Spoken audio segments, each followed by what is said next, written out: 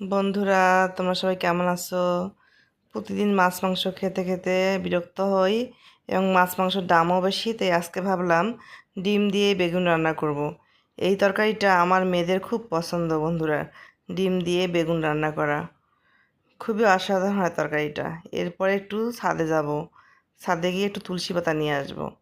এই ছাদে আসলাম 12টার দিকে, বিকালে প্রাইভেট স্যার আসে, আমি তখন ছাদে আসতে পারি না। এসে এই যে তুলসী পাতা কিছুটা নিলাম, নেওয়ার পরে এই যে এই ফুলটার নাম যে কি বন্ধুরা আমি ভুলে গেছি, এটা দিয়ে নাকি চা খাওয়া যায়। তোমাদের মনে থাকলে কমেন্টে জানাইও ফুলটার নাম। তারপরে তোমার ভাইয়ার এই যে ছাদ বাগান আমাদের যেটা অংশ, ওখানে যে তুলসী গাছ লাগানো হয়েছে, হ্যাঁ সেদিন যে দেখালাম, আমি আবার দেখতে এসেছি, দেখি যে ভালোই হয়েছে ইনশাআল্লাহ মাশাআল্লাহ। এটা ছিল ঢেঁড়সের গাছ, লালগুলো আমি বলতে ভুলে গেছি।